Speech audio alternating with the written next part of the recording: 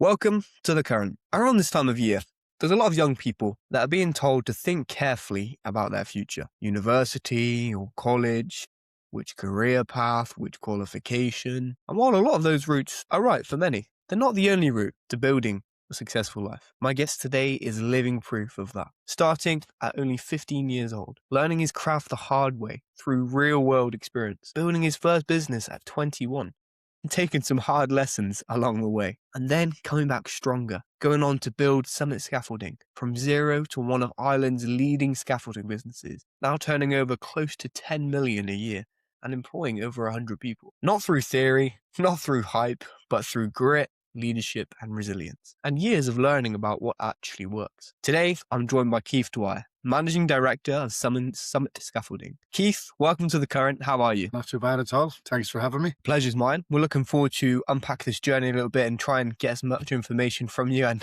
valuable lessons. So let's take a step right back. Let's go right back. I did mention you started scaffolding at around 15, I think you said to me, and you left school quite young. Talk me through that period of your life, if you could, please. Yeah, so I suppose when I was 15, back then it was kind of normal enough. 43 now. I won't do the maths. Back then it was in Ireland, I suppose, 15, 16. It was around that time in Ireland that a lot of people were out getting trades, where it's not so much anymore. It's starting to come back again now, but back then it was like, yeah, like I said to you, when we were doing our junior cert, not sure the equivalent in the UK, but we were doing our junior cert over here about 15. We said once we do our junior cert, I begged my mother, could I leave school? It just wasn't for me. Like I couldn't engage, didn't like it, didn't like the learning, didn't like the studying, didn't like being stuck in a classroom all day, to be honest. And from a young age, I used to, any building that was going on around around where I lived, from the village I'm in, I used to be going down watching the builders build the houses, sitting on big things of clay and muck, looking at them. I was always had an interest in construction. So, yeah, I just wanted to get out and get a trade. At that time, Flynn wasn't a trade in Ireland. So I went plastering. I had to get an actual recognised trade in order to leave school. That's what I was told. So I went to do plastering originally. And just went from there, got into the plastering. I was doing that for 3 months, didn't like it at all. Luckily enough, there was a guy, it was like it was meant to be, the scaffolding was meant to be. There was a guy on site, used to drink in the pub where my mother worked, and he had seen me working, and I was a good worker, and he was like, he's not getting treated right, bring him over to me, I'll look after him. And that was it. History wrote itself after that. So I started with him at the age of 15 and basically went from there, just learned it right up till 19, 20 years of age. I had an advanced scaffolding ticket and went out to Australia for a year. Got a job as a foreman out there when I was only 20. Would have had about 30 lads underneath me out there. So I learned a good bit out there, to be fair. Came back and been self-employed nearly ever since, from the age of 21. So I came back in 2005, started my own business, and yeah, went from there. Amazing. I mean, you just mentioned starting your own business at 21. Now, that is young. What gave you the confidence to maybe make that move and then make that jump? Don't know whether it was confidence or a delusion. It's a fine line, I think, at that age. Yeah, no, I always wanted to be self-employed for some reason. I don't even know where that came from, to be honest, because my dad's a fisherman. Mother worked in pubs and stuff all her life, so we're not from a construction background by any means. It's just for whatever it was in me. Even uncles, everything. There's nobody really that was in construction. I'm from a fishing village, so yeah, I just wanted to work for myself. I was working for the guy I was working for when I went to Australia, I suppose, maybe gave me the confidence. So because I was working for 5 from the age of 15 to 19, 20 when I was in Australia, and I was running about 30 guys over there when I was only 20 years of age. And I suppose when I came back, I said, listen, I can run 30 guys at 20 years of age. I can work for myself. I just went from there. I came back in September 2004 to my first business in January 2025 at 21. Yeah. Wow. Yeah. So I just went at it. It's a good worker, you see. So I just worked hard. I worked on price, labor only jobs and stuff like that. In the scaffolding industry, labor only, when you get going, is a big thing. Just kind of went from there, really. So obviously, could you maybe just give us two sides of the story? What would you say you got right? And then afterwards, what did you get wrong at that age? A hell of a lot more wrong than I did right, anyway, that's for sure. Oh, but obviously when you're so young as well, you're just working kind of week to week or month to month, and you're making money, fast money, and spending it as quick as you're making it, and spending it on the wrong things. So spending money that's probably not yours because you don't understand how business works. So when you see a lot of money coming into an account, you think, when you're young, you think, oh, that's my money, I can spend that, but it's not. That's not the way it works. So just, I didn't, when I was younger, I had no real mentors in business. And so it was just kind of winging it, to be honest with you. It was like, I always say that was my college degree. From my first business was my college degree. And I had to pay the way you hear these guys, probably more so in American places, to get loans to put themselves through college. That was my college degree. I was left with a lot of mistakes I made. I had to kind of recoup. It took me years to get over that. So yeah, no, I just went with it. Mistakes I made was worked too much in the business rather than on the business. Felt that if I worked really hard, that it should just work because I'm a good worker. But you're not really running the business. So if I have a crew of guys and I'm putting up so much scaffolding, I know me and my crew are making money. But if I had 3 or 4 crews of 3 or 4 guys, but our crew were doing well, the other 3 crews probably not so much. Maybe one crew was, one crew wasn't. So you need to step back out of it, and actually manage the business and manage the teams, and that was the biggest lesson learned. I wasn't doing any of that. That whole kind of 2005 I started and finished in 2000, early 2012, I think. And through the recession, 2007, the recession hit. So I only got 2 years before the recession hit hard, to be fair. And then I just kind of rode it out for a couple of years, but it was brutal enough in Ireland now at that time, as regards of trying to get work and cash flows and things. Few tough lessons learned there. Yeah, just kind of just going day to day, week to week. And when I started this time, then I said to myself, and not looking after yourself as well. Not looking after yourself so that, I always use that one where if you're on a plane and you're there with your kids and all, they tell you the first thing you have to do is put the mask on yourself before you can look after anyone else if something happens. And that's because you're no good to anyone if you can't breathe. So you need to start looking after yourself. People always, make sure the lads have their wages, make sure this, but you have to look after yourself first. Make sure you're 100%, make sure you're focused, make sure you're getting looked after. And then you'll be able to look after everybody else. You won't resent the business then, That's a big one, and that gets overlooked sometimes. Now, you can be too generous to yourself. It's a fine line also. But you need to just make sure that you're looking after yourself mentally, physically, and financially. Those 3 are really important so that you can look after everybody else. That's amazing. I guess these sort of lessons you can only learn by putting the work in and doing it yourself, which is amazing. But by making the mistakes, somebody asked me, how do you know all this? Because I left school quite knowledgeable about business and how it's ran, and I've kind of just learned myself over the years, but it's only because I've made so many mistakes. I have time. It's like cycling. I did a couple of, so I'm not into cycling, but I'm into health and fitness and stuff, so I would do anything. So guys asked me one time to do a 110k cycle years ago, and I never did any cycling around. So I said, sure, I'm fit. I'll just go do it. And I did it, but I couldn't walk for about 2 weeks after and there was guys there that older than me, and I was thinking, how are they able to do it? It's because they have miles in the legs. They've put in the training, so they have miles in the legs. So my point of the story is, I have miles in the trade. I'm 27 years at it, so I've made the mistakes, and I keep making them, but I keep learning from them. But they're just different mistakes now. And it's just the miles. It's like I see guys coming in and they might be my age, but they're only in the scaffold maybe 5 years and they're self-employed 2 or 3 years. And I just have that time under my belt. I'm lucky because I started so young. I made so many mistakes and learned from them. And big thing with me now is mentors and like-minded people, and surround yourself with the right people, and you can learn off them. Even people that you hire people that are better than you, so you can learn off them.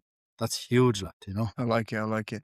That's amazing, Keith. We know now, next in your journey, you did mention to me that you did go back into employment for a brief period before obviously starting Summit Scaffolding. A quick question on that. Would you say that maybe that period of employment taught you something that maybe business didn't? Is there anything that you think you learned from that? Yeah, definitely. So that was a larger scaffolding company than the previous company that I had. It was a large scaffolding company that I was working for, and I went back as a scaffolder with them originally, and then just because I said I didn't want to go into supervisor's role, because after the business I ended up failing the first business. I was kind of a bit depleted and kind of like, I'll just go back to scaffolding, and that's what I'm doing. You have this mindset. Don't forget, I was quite young still. I was only 27 or 28 or something like that. I was still very young, to have a business and fail the business, never mind anything else. So I went back as a scaffolding with the guys, but sure, within 7 weeks I was running the job, because it's just people gravitate towards you. And you can't help it, because there's somebody there running the job, and you're just going, oh, look, You just know you can do it better. You end up, nearly the person that's running the job end up asking you for advice anyway. That's what was happening. So I ended up taking over and running the job as a power station. And I went in working for that company, got a job as a contracts manager with them within, I think it was 7 months or something. And the office environment, which I would have never had before. So because when I was doing the first business was much smaller scale. So I was dealing with like accountants and I was dealing with other senior level management team. And I never seen that or never dealt with them or didn't even have the right probably manner to deal with them, if that makes sense. Because I was used to being out on the site and used to dealing with the guys a bit rough and ready, if you like, and wasn't used to that office environment, dealing with proper professionals. So that taught me a few lessons in there now and kind of grounded me a bit and helped me focus, and definitely for the next stage of where I was going at. And then obviously as you mature and get older as well, it all kind of comes together, So I think that would be the biggest lesson learned out there is just to mature quicker and to just respect yourself and respect the people more as professionals. Yeah, that's good. Thank you. Yeah. And also, next, there comes Summit. You start again. And you said to me you hit 1 million in year one, which is no small feat. So what did you do differently this time? How did you set things up? What was different about it? I was working for that company and we're working for a tier one. I used to run all the jobs for the tier one contractors. So they offered me, the tier one contractor was actually buying their own scaffolding because of the price of scaffolding, and they couldn't justify the price of supply and fit for scaffolding, the main contractor. So they said, look, we're going to buy a couple of $100,000 worth of gear. They had the money to do it. We're going to spread it out over 5 years. We're looking for someone to come in and be a scaffold coordinator for us. They offered me a job basically. Would you be interested in doing it? And I said, I wouldn't be interested in that. But do you know something? For all my sins. And I said, I'd never do it again. I said, look, I'd be interested in maybe being self-employed.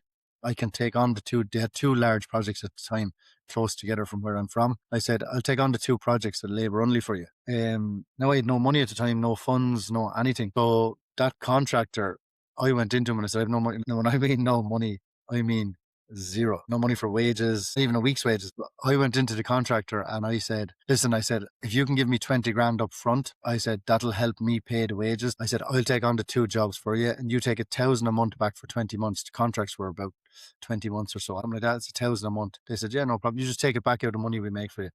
So they said, yeah, okay, let's do it. So it just went from there. And I literally, that was the first year we worked for that tier one. But then I just grew the business because I had contacts from previous company. I had rang them, said, look, I'm back on the road, back doing a few things. I had options there to hire materials. So I took on a few more projects and I hired the materials and I did supply and fit that way. And yeah, we did like 1.1 million our first year. Healthy enough. I think we were about 12% net or something. So we even had a quite healthy net, and we couldn't even get an overdraft in the bank that year. So we did it all out of the money we were making. Yeah, the bank wouldn't even give us an overdraft because it was our first year of business. And we started with literally zero. And just drove it on and drove it on. Then we went from 1 million and I got overly excited, as Keith does, and said, something, not to be content with 1 million. And that was a huge achievement in itself. Start looking at growing and growing again. Putting the feelers out there, looking at some kind of light market and stuff. And we went out and we ended up going from 1 million to 3 million in our second year. 2 was crazy stuff. Now that's where the problems came in though. The 1 million was fine if we had went from 1 and stayed there for another year or 2 and built up our cash reserves and put our systems in place, we would have been fine. You have to remember now I went from 1 million with very little to no cash reserves to 3 million with no cash reserves and no system in place. So best way I can explain it is I am going out like a horse and cart nearly, and I'm going out like 1,000 miles an hour ahead of me, and nobody's pulling me back in. And I just turned around to see who was there along the way, and sure there was nobody there. I was out there, so I was out by myself, and I was like, God. So that was a tough lesson. Now from year 1 to year 2, we lost money our second year, so I had to stop everything. Insurance went up, costs went up. I said, okay. So spent the next 2 years putting teams and systems and everything in place and trying to keep the turnover. We had no choice but to keep the turnover at 3 million because all our costs went up with it. So we maintained that 3 to 3.5 for the next kind of 2 years till we got back slowly got back breaking even and got back profitable. And just kind of slowly grew it to there then to about 4.5. So it's 2016, 2017, 2018. And when did COVID hit? Was that 2019? Yeah, well, 2020, sort of late. Yeah. So I remember we were just kind of getting traction and COVID hit. Yeah. So I was only speaking to somebody the other day about this. We've had COVID. We've had the Ukrainian war. We nearly have a World War III, for God's sake. And now we have a fuel and energy crisis coming on board. I doubt is everybody going through this, but I think it's definitely unforeseen, isn't it? Definitely, it's crazy. It's crazy. Yeah. So, So, Keith, quick question. You mentioned about systems in place there. I mean, there may be some people out there thinking, oh, I want to take my business to the next level. Maybe could you just dive into what sort of systems and processes, sort of things that if you could go back now, you would have put in that early £1 million business to take it to that next level? yeah, so it's your rate of growth. So you need to make sure that your rate of growth doesn't exceed your management. So it's one thing getting in sales, but you need to know, are the sales reflective of your base costs? Do you know your numbers? Do you know your figures? Do you know? So that's the first thing you need to do. So make sure you have a good accountant that can track your figures for you. Make sure you have a good, so if you get sales, you get the sale in, you need to make sure that before that sale comes in, even that you've priced that job that's going to work for your company and your costs. So that's a system you need to have straight away. Then you need to, it's people is everything as well. Make sure you have the right people to run the jobs for you. As you scale up, what works for 1 million, if you want to do 3 times that, you need to make sure that you have the teams that did the 1 million are not going to be able to do the 3 million. So they need to grow, or else you need to grow your team. Do you know, or they need to grow their teams under them. And that's huge. Otherwise, it's just chaos. Now, there's always a bit of chaos in construction. I don't mind a small bit of controlled chaos every now and again. As a mentor of mine told me, in construction, we tend to walk to the edge of the cliff sometimes, and that's okay. But don't spend too much time out there or you'll fall off the cliff. As regards to systems, to bring it back, is just to make sure that you have your account system in place, your commercial team, and if that's you and an accountant, then make sure that you know your numbers for your projects. Make sure that you have your management team in place to run those jobs, to make sure that they can hit those numbers. Make sure that your safety team, and that could be anything, depends on while you're scaling up. That doesn't mean you have to have a safety team and have to have a commercial team. That could be you and 3 people at a small scale could be doing that. Does that make sense? Yeah. And now, obviously, Keith, we know you're operating at a completely different level. So how does the game change when you move from relatively small business to now an 8 to 10 million pound plus operation? Yes, we're currently going through that. So last August, was it last August or September? Sorry, it was last October officially, but there had been a lot of talks before that. So we've always been kind of competing against tier 1 scaffolding companies, and we've kind of been chipping away at their ankles is the best way to say it. So obviously they're probably 10, 15 years ahead of us, and they have more time under the belt as an established company. They have more stock of material built up, probably more capability for resources, or had anyway at the time. But we were growing, we're new, we're fresh, ambitious, and that's what we were looking to get. And I wanted to be in that top kind of 5, top 10, whatever it is, in Ireland. I wanted to get to that level, and I want to bring it even further. Because I enjoy that process. Like a lot of people don't, kind of content. I enjoy the climb, but when I'm walking up that mountain, it's the climb I enjoy. Not when I get to the top, that's fine, but I actually enjoy the climb more than the top. But, that's what I'm chasing the whole time, and I like that. So yeah, it's just to go from, we looked at investors. Well, it's something I said, if we want to bring this to the next level, I think we brought it to 5.5 million ourselves organically. And that's I think that was the limit, if I'm going to be honest, without investors on board. And there's quite a big market in Ireland at the minute for housing and construction in general. And I don't want to miss that window. I think we could bring it to another level, but it's all about time. It's just slower. It will be it might take another 5 years to even get up to the 6.5, 7 million mark. And then you're constantly reinvesting. It's a tougher climb, and you might miss some opportunity. Does that make sense? 100%, yeah. We have to establish ourselves to be appealing to an investor, number one. That's the biggest thing, because it's no easy feat, especially in the construction sector. Margins can be low in scaffolding, especially in the construction in general. And then, so we in order to appeal to an investor, you have to be working with tier 1 clients. You have to have systems in place and contracts in place, and making sure that all these systems are working. It's okay to have systems and not have everything. It's okay to have a good kind of base there that the investors can look at and go, oh yeah, we can improve this, we can grow this. They nearly want to see that, rather than thinking that everything was flawless, because that'll give them a bargaining thing. Say, yeah, look, your systems are good, we can make them better.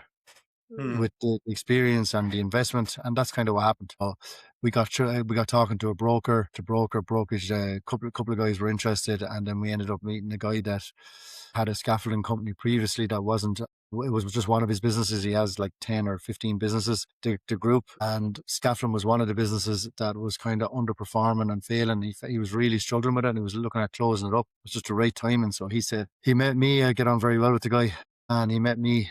He said, "Look, we need someone really good in operations. We have the money. We want to grow it. It's either that or I'm going to close this thing up." Mm. So we took on their portfolio, took their assets, their material, and just took over the portfolio. And that just brought. They were doing about 2.5 million a year. It automatically, and we were currently at about 5. It automatically shot us to about 7.5, just with the merger alone, or just with the acquisition, whatever you want to call it. We didn't acquire that company. We took over their portfolio. So I'm not sure how that's worded in business terms, but it grew us organically by merging, if you like, to that 7.5, close to 8 million. So I Mm. said, right, okay. Now we have the investors on board. We need to spend the next 3 months just stabilizing what we have.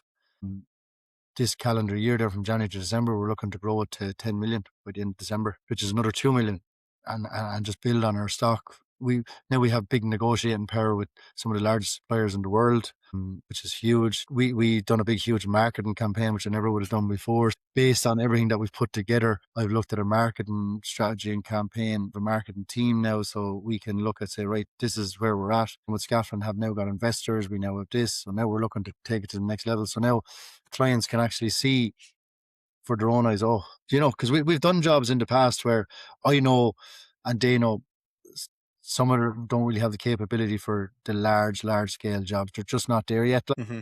So we needed this to show them that we are there. Now we need to secure one of those large projects. Is what we're after at the moment. And we need to get one of those under our belts. And then we say, right, we've done it, we've proved it. And that'll open up the floodgates then for the rest of it, I would imagine. Do you know? Yeah, get that. Yeah, So amazing. Sounds like it's putting the right systems in place now. You've done almost the hard work. You've merged with this other business, taken on their portfolio. Now, obviously, investing in marketing as well. A quick question: what do you think the difference is between acquiring these tier 1+ contracts versus maybe a slightly smaller? How can you maybe foresee actually taking one of these big projects under your belt? What do you think is going to be the edge for you guys? I don't know if it's so much going to be an edge. I just think there's a gap in the market for it because they're quite limited. The amount of scaffolding companies in Ireland at the moment, they can only take on so much work. Like they can only take on so many projects at any one time. The demand is more than what the capability of the industry has at the minute. So it's the market alone that will get us in there. It's just to be able to prove that you can do that, and then you can fill that gap in the market. But rather than them leaning so much on, say, the top 5 guys all the time, they'll say, well, we need somebody new in the market. And that will also make it more competitive, which obviously tier 1 guys want, do you know? But you just have to be able to prove that you're able to stay there and able to do the work that you say you're going to be able to do. And that means you need to have the right, it's one thing having the sales, like I said, you have the right management systems. That's what we're doing now. We're just building our teams, still in the process of that, getting the right people around us, making sure that the team in the office, and that's filtered down to the guys on site. It's just to get those guys on site, and they are the key, is to make sure that they're trained up, make sure that they have the capability and the professionalism to represent the company, and to make sure they're as invested as the top senior management level guys. And that's it. Yeah. I guess it's a bit like enabling your team to do that next level of work. They're already a great team, but giving them the tools, the software, whatever it is, And to the take that. opportunity to grow their own careers that they might have never Yeah. had before. And you're opening up places for them now, and you're saying, look, this is your opportunity here. As the company grows, you grow with the company. You've been with the company a couple of years here. We're looking at promoting some guys internally. Scaffolding is a tough game. You're kind of caught where the best scaffolder mightn't always make the best supervisor or the best lead hand. So you're kind of caught between a rock and a hard place sometimes. So it's just to find that balance is hard, Lucky enough, I'm a scaffolder myself, so I can relate to them a lot. But it's just it's hard to find that niche in scaffolding, to have a good scaffolder, a good supervisor, a good professional, and that's what we're slowly trying to build now. Yeah. From within. I like it. It sounds good. Really appreciate that, Keith. Keith, I'd like to now take you through a little bit of a quick fire round. Now, no overthinking. Don't worry. Just give me the first answer that comes into your head when I ask you these questions. Are you okay for that? Yeah. Yeah. So, one lesson that changed how you run your business. One lesson that changed how I run my business: failure. In line with that, one mistake that taught you the most. The actual just a knee-jerk reaction to a tier one client. I don't know if that Okay. makes sense.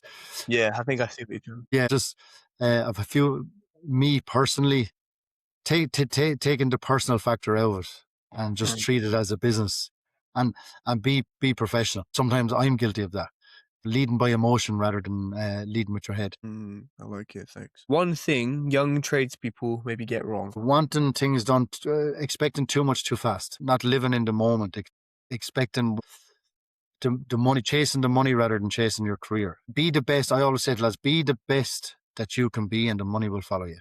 Don't chase the Mm, money; it won't come to you. You'll always be chasing it. I like it. I like it. Thank you for that. One characteristic or trait that matters more than skill. Professionalism, is that a characteristic? That's a big one. Yeah, they're how they carry themselves. One characteristic. That's a good question. That's actually really good. I'm trying to think of the right word. It's just how they hold themselves, how they carry themselves, their attitude. Sorry, their attitude. Attitude. 100% attitude. I'm just trying to think of the right one. Attitude. 100%. Yeah. I like it. Thank you. Final question, you can relax. One belief about business that others may disagree with. I believe business is to add value to people's lives, not to your own. I like that. That's a really nice sentiment. Thank you, Keith. You could take a breath as a quick fire round just to get the brain moving a bit as well. Perfectly. Now, thinking back on your journey, thinking about the lessons you've learned along the way, you've shared a lot already on the moment. I really appreciate you sharing that. If you could go back and start again tomorrow, what would you do differently? Slow it down. Yeah. Slow it down at the start, speed it up when the systems are in place. How important is it that people do put the time in, do put these systems in place in your opinion? So important. It's slow and steady wins the race. If you go too fast at the start, you're going to go slower at the end, slower at the back half of it. If you're slow and steady at the start, even if it takes you 5 years, next 2 to 3 years past that, you'll pass out the guy like me who went too fast and had to slow it down, then had to try to speed it up. Lucky enough, I was able to acknowledge that and able to get investors on board. And that's going to help us grow. But I think what we've done in 10 years, I think we could already be ahead 10 years now, actually, this May. I think if I had to slow it down for the first 5 years, I think we would have been in a better position now. Build up your reserves, build up your teams. Slow it down and stabilize it and get it right before you grow it. Grow it slowly. Walk I guess it's before like, you can run. yeah, walk before you can run. That's what I was going to say as well. I like it as well. Yeah, Not me. appreciate. I run 1,000 miles an hour, then run back and forward, back and forward. I'm learning though as I get Yeah, older, and don't forget, your age and maturity does have a lot to do with it as well. Because you slow down naturally as you get older, you think differently as you get older, so it definitely does affect it. yeah. I think it comes naturally with time as well. Keith, I'd like to take you in the back of my DeLorean. I want to take you to April 2027. Now we're looking back on 2022 to 26. 2026 has been an amazing year. You've reached that 10 million mark. You've competed with the tier one contractors. You developed the people. They've all had the right attitude. Everyone's gone home safe and happy. You yourself have learned many lessons. Now, what would need to happen for you to look back and say, that was a truly successful, momentous year for Summit Scaffolding? Exactly what you said. Hitting our targets, building our teams, having happy, knowing that retaining the same staff, retaining the same clients, happy staff, happy clients, learning from a few lessons. I like to see people growing their own careers. If people within the company grow their own careers, then you know your business is on the right track because they're not stagnant in their careers. You're helping them grow. And as you see them kind of progressing, that's a huge achievement as a leader. And then the teams under them should grow as well. And you're creating leaders, and that's satisfaction out of that, and the achievement out of that is massive. Right? Sounds like quite a well-rounded growth, not just coming from you, but obviously from the company, from the people within it. That sounds amazing. Thank you. Yeah. Trying, definitely. We're trying our best. And I have no doubt if we had this conversation next year, you'd be telling me just how you made it happen and all the great experiences and lessons that you've learned. But you have to believe it. If you don't believe it, it'll never happen. So I definitely do believe it, and we are on course to do it. And you just have to have tunnel vision in this kind of thing, and just make sure whoever wants to come with you on the journey, that they're with you. There's some people who come with you just for a short part of the journey, and that's okay as well. Don't take it personal. They were just meant to be with you for a short part of it. Keith, I just want to take a moment to thank you as well for your, you could call it delusion, but self-belief and also willingness to learn. It's quite rare to see someone like yourself who clearly has already learned. You put in the hard work. You could have been set in your ways and said, look, I've done it over the last few years, but it's clear to see that you're still open to change. you're trying to help not just yourself, but the people around you, ultimately the goodness of the world. I love that line. I think I'm going to use it. Business is there to help other people. I really do like that one. Thank you. Now, I always like to finish on a rather philosophical question because I think ultimately a lot of life does come down to this. Now, there's no right and there's no wrong answers. I just want your opinion. Now, that is, what does freedom mean to you? Time with my family, just time is freedom. So dropping my daughter to school without having to worry about being into work at a certain time, collecting my daughter from school, my two daughters, being able to meet my wife for lunch and not having to worry that it's 10 minutes past the time you're supposed to be back, going on holidays whenever you want to go on holidays. That just the time, just to have that time and have that freedom. And something I've always, I can't go by a clock. I think it's why I never did well in school. I can't sit down. I can't go by a clock. Everything for me personally is just to find that balance between, to not separate things. I don't separate work, life, and sport training, things like that. I keep everything. I don't try have them all as separate. I try find them all together and just find a balance between them. Each thing that you do adds value to each other part of your life. Yeah, I like it. It's clear to see, Keith, that you are an avid mountain climber. We know that this world, as you can see, and life is a journey, I think, and it's there to be enjoyed. And I really like what you said. Don't keep them separate. Each benefit the other. And freedom. Yeah, you're right. Having your own choice as well. And Because again, you can get too rigid and have to be, your lunch break is from 1 o'clock to 2 o'clock. Well, why is it like? Why yeah, can't it be from 13 minutes past 2 to 10 to 3? You know what I mean? It's because we're conditioned that way. We're conditioned over years. But break that and just, mm, you have to finish work at 5 o'clock. You don't. You finish at 7 o'clock, you finish at 3 o'clock. Don't finish it all if you don't want to. Work 24 hours a day for one day if you want. If it makes you happy. Do you know? If it's okay, don't it's not affecting your family, it's not affecting your life. I don't try separate. Now, look, you get too caught up sometimes. I'm not saying I have it all nailed down, but I do try find that balance. If I grown through a growth spurt like at the moment, my focus is work. So I'm lucky enough that my wife is able to support that, and then she'll take over the household and the kids more so, and she'll say, "Yeah, do this for 3 months, but at 3 months I want to see you back again." You yeah, know, yeah, yeah. and she'll pull me back in. That's why we're a good team. Yeah, I think life's seasons, isn't it? You have a season for growing, a season for spending time with your family, and it's going with the flow and yeah, making it happen. Going the life's short and it's so short. Like everyone thinks they have time, you've no time at all.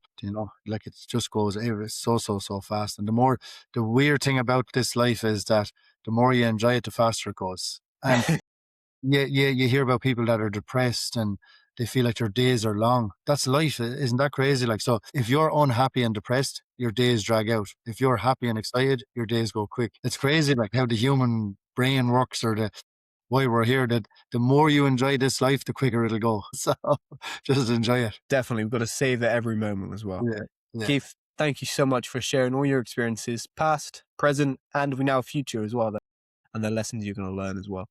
We just want to thank you as well for keep going as well and being so joyful as well. You've been quite jovial and joyful, and it's clear to see that's how you live your life. And yes, it's quite rare, and we look forward to seeing all you're going to do, and we wish you all the continued success. So, Keith, thank you for coming on. All the young people out there, stay positive. Don't give up. I love That it. would be my lesson. Never ever give up. Just stay positive. Learn from. It's only a mistake if you don't learn from it. What a brilliant way to end.